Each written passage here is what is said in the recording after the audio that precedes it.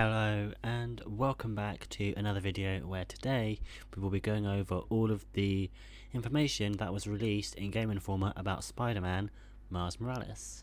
The first thing I'm going to show you is a clip that was released that shows that Peter Parker will be in the game, and it also shows that a villain from Spider-Man PS4 is returning for Miles Morales.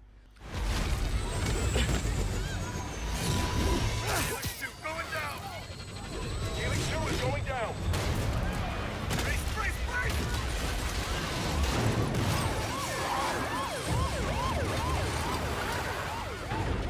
Helix 2 is down. No casualties.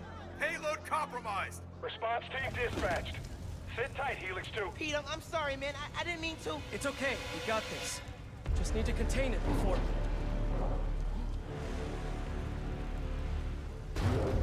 Before that happens. Hello, tiny spiders.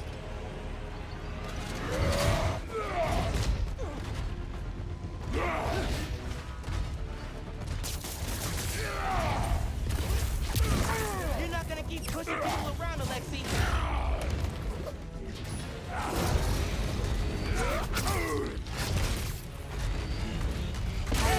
In the future, just do the grind, man. No more breakouts.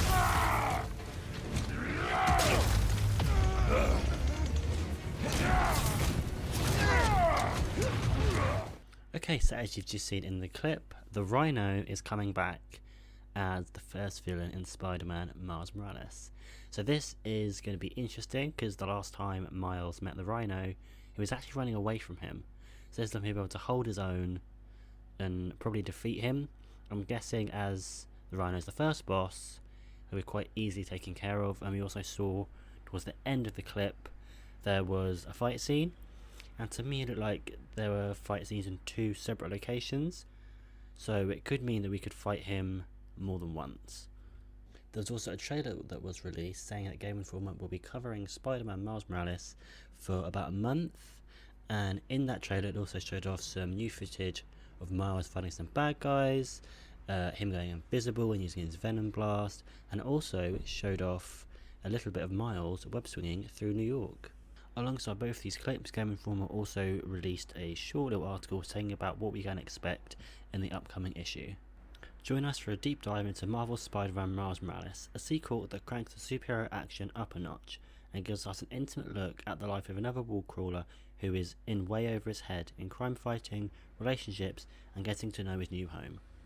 Developer Insomniac Games gave us a lengthy tour of Spider-Man Miles Morales running on PlayStation 5, and we were blown away by just how ambitious of a follow-up it is, both in how explosive the action is right out of the gates and how much care went into developing Miles as a new Spider-Man. It then goes on to say, our story runs across 15 pages and offers exclusive details for the opening moments of the game, Miles' powers, the open world, unlockable suits, the new skill tree, and so much more. We spent a day talking to the development team about what makes this sequel different and what players can expect from it on both PlayStation 4 and 5.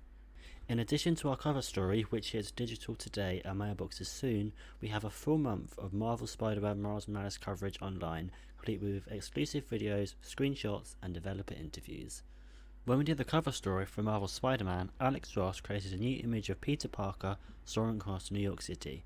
Miles Morales is getting the same treatment, and it comes from an artist who helped bring him to life in comic books. The great Sarah Pichelli created exclusive artwork for Game Informer's cover that gives you a look at Miles and his new neighbourhood in Harlem. Looking at the front cover of Game Informer, it shows a cartoony look at the world of Marvel's Spider-Man Miles Morales. On the front cover we can see Miles, who doesn't have his mask on, swinging through his neighbourhood of Harlem. Now I doubt this would actually be a scene in the game, as why would Miles swing around without his mask on, but either way it's a pretty cool looking front cover. Alongside this, quite a lot of screenshots were released from the game as well. The first screenshot shows Peter and Miles swinging towards the camera in an heroic pose. My guess is that this will be at the end of the game once Miles has fully learnt to be the superhero he wants to be. The next screenshot is one of the Tinkerer, and it looks like to be from the scene on the Brooklyn Bridge. There's not much more we can really get from this considering we've already seen the scene in full, so that's all I really have to say about this screenshot. Now the next screenshot shows off the tracksuit and Miles swinging through Harlem. The tracksuit looks interesting. I'm not quite sure what its role is within the game, so hopefully we can find that out before the game comes out in November. This next screenshot shows Miles using his Venom Blast to attack some villains around him. This looks pretty cool, to be honest, as it shows that he can target more than one enemy using the Venom Blast. These next two screenshots kind of go hand in hand, as they both show Miles swinging through New York City. The first one shows Miles swinging at night time, and the second one shows Miles swinging at either daybreak or evening. This next screenshot shows the perfect reason why you shouldn't text and swing, as Miles actually dropped his phone while he's web swinging, and you can see by the expression on his mask that he's quite worried about dropping his phone. Now this screenshot all but confirms that there will be subway transitions like in Spider-Man PS4, and I'm guessing this is just one of the many different transitions that Miles can do when using the subway. This final screenshot shows a suit we haven't seen before. I believe it's called the 2020 suit, and it looks very futuristic, and it looks like in the background Miles is actually in maybe the base of the underground, and perhaps he made this suit to possibly absorb the Tinkerer's purple attack. I'm not sure what to call it, but maybe that's why he made this suit. And my last bit of news for this video is that a Twitter user who goes by Shinobi602 has some more information to share about Spider-Man Miles Morales. He says that on PS5 there will be a performance mode that gives you dynamic 4K 60 FPS and something called fidelity mode that gives you 4K but only at 30 FPS, but that has ray tracing and other visual improvements. I'm not sure what the other visual improvements will be. Maybe it means the enhanced shadows that they were saying about a couple of weeks ago. By the way, I think I'll play probably the fidelity mode first, and then when I replay it I'll do dynamic mode just to see how things change with the different frame rates. He also goes on to say that there'll be no load screens even when fast travelling, and he says he's also very impressed with the ray tracing. Now the fact that he says no load screens even when fast travelling makes me think that we can do something similar to what we can do in the remaster of Spider-Man, where we can turn on the subway transition cutscenes. In a second tweet he says that Miles Morales will progress the narrative forward for both Peter and Miles, and obviously this makes sense because we now know officially that Peter is in the game, and of course it has to progress Miles' story because he's actually Spider-Man in this game rather than in the last game. Then he was just a regular citizen working at Feast. He goes on to say, new to being Spider-Man and learning, Miles' animations look visually less fluid and refined. And of course this makes a lot of sense because Peter has been Spider-Man for 9 years at this point, and Miles has only been Spider-Man for like a year.